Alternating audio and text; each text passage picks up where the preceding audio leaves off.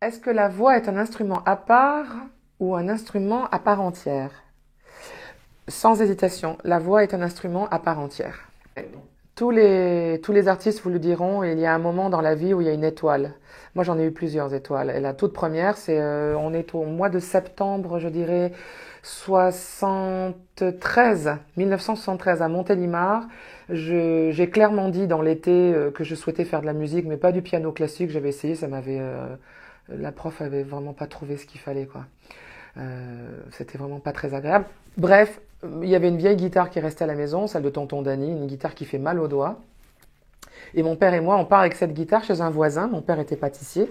Donc dans la rue plus loin, il y avait un monsieur qui vendait des instruments de musique, justement, et qui était luthier lui-même et prof de guitare, monsieur Antoine Petrucciani. Tony Petrucciani. Alors si vous êtes un peu finot, vous entendez tout de suite Petrucciani. Il avait un fils du même âge que moi, Michel. Oui, oui, oui, oui, le pianiste, qui déjà était une étoile filante déjà. On savait que ça allait pas durer très longtemps la vie pour lui.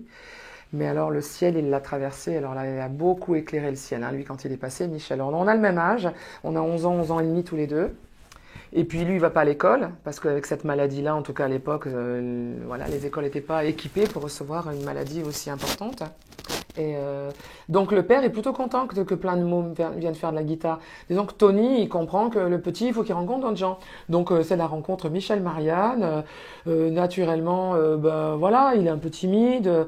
Moi, je suis impressionnée par le niveau musical de toute la famille Petrucciani. Il y a Louis aussi, qui joue de la contrebasse déjà. Il y a le grand frère dont on... Voilà. Enfin oui, ça joue. Hein. Là, le contrebassiste, Louis Petrucciani, bon bref.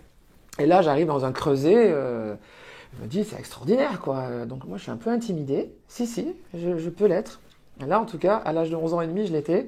Et puis très rapidement, au lieu d'aller qu'une fois par semaine, j'y suis allé 2 fois par semaine. Je traversais la place, hein, vraiment, la place du marché. Et j'allais chez Tony avec la guitare. Rapidement, quand même, ça c'est un scoop. Elle était à la vente dans la boutique. Donc celle-ci, j'ai commencé les 3 premiers... on a dû l'acheter... j'ai commencé mes cours en septembre 73. On a dû l'acheter au bout d'un mois et demi, 2 mois. Quand on a vu que les 6-7 premiers cours se passaient bien, 8 cours, Tony a dit, elle se fait mal, la petite, on va lui vendre une guitare. Et c'est une Giannini que m'a vendu Monsieur Petrucciani. C'est mon plus vieil instrument de musique. Regardez comme elle sonne bien. C'est une guitare brésilienne. Enfin, c'est une guitare pour vraiment faire la musique brésilienne ou le jazz.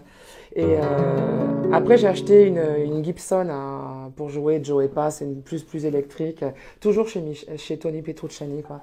Mais ça, après des cordes en acier, de tomber, voilà, elle est... Ah, ben, j'ai fait ma vie. Vous vous rendez compte, c'est ma plus vieille amie, hein, la Giannini. Hein.